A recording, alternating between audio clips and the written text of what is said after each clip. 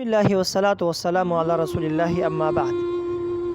برادران و خواهران اسلامی، السلام علیکم و رحمت الله و برکاته. درس امروز ما شما حل تمارین است که سپس تمارین را حل میکنیم. بعد از خواندن حوار تمارین ها به خاطر یادگیری درس مهم است. اقرا و اکتب، بخوان و بنویس. کیف حالک یا ابی، ای پدرم چه حال داری؟ کیف حالک یا امی، کیف حالکی یا امی. چرا در اینجا خواندیم حالک و در اینجا حالکی؟ چرا که کاف برای مخاطب مذکر است و به خاطر کی مؤنث است. کیف حالک یا امی، ای مادر چه حال دارین؟ این ابنک یا زینب، کجاست بچه تو ای زینب؟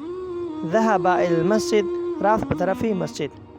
این بنتك يا آمنة، دختر تو کجاست ای آمنه؟ ذهبت الى المدرسة، رفت به طرف مدرسه. لمن هذه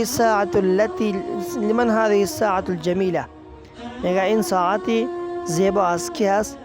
اهی لك یا فاطمه، یا است تو فاطمه؟ نعم بله، هی لی، یی از ما است، هی لی یعنی اشاره به طرف هر چی میگین میگین از ما است، هی لی یا هو لی. همچنان انتقال به صفحه بعدی میکنیم که حل تمارین است. اهذا قلمک یا محمد، ای محمد این قلم از توست؟ جواب میده لا، نه. هذا قلمک انت، این قلم از تو است. تلك السيارة الجميلة التي خرجت الآن من المدرسة للمدير، میگه آن موتری که زیبا است خارج شده از مدرسه، همین حال او از مدیر است. المدیری از مدیر است. انت مهندس یا اخی، ای برادر آیا تو مهندس هستی، انجینیر هستی؟ لا انا طبیب، نخیر ما دکتر هستم. انتی طبیبة یا اختی، ای خواهر تو دکتر هستی؟ جواب میده لا انا مدرس، ما استاد هستم. تمرین بعدی، اقرأ كل جملة من الجمل الآتية، بخوان که هر جمله‌ای که در پیش می آید.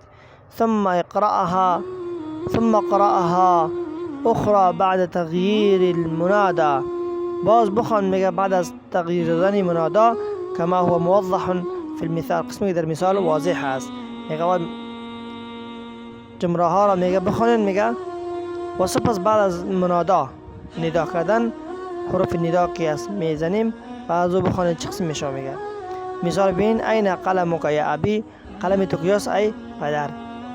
این قلمکی یا امی، قلم تو کجاست ای مادر؟ این قلمکی. یا حروف ندا است، ابی منادا بشود. عندك قلم یا محمد، ای محمد نزد تو قلم است؟ قلم یا محمد. عندك قلم یا فاطمة، أين بيتك يا أستاذي؟ أين بيتك يا أستاذتي؟ به این شکل ترتیب میدیم. بیتک خانه رو میگه اهذا الدفتر لك یا علی، یا اهذا الدفتر لك یا فاطمة، این کتابچه از تو سی فاطمه. من أين أنت یا أخي، من أين أنت یا أختي. همچنان أين أبوك يا خالد، أين أبوك يا خديجة؟ أنت مريض يا خالي، أنت مريضة يا خالتي، أنت مريضة يا خالتي. أين بيتك، أين بنتك يا عمي، أين بنتك يا عمتي؟ كاكا. ألك أخ يا حامد، آیا تو برادر حامد؟ یا ألك أخ يا سعاد؟ ماذا عندك يا أخي، يا ماذا عندك يا أختي؟ السلام عليك يا أبي، سلام باشه بر تو ای پدر. السلام عليك يا أمي،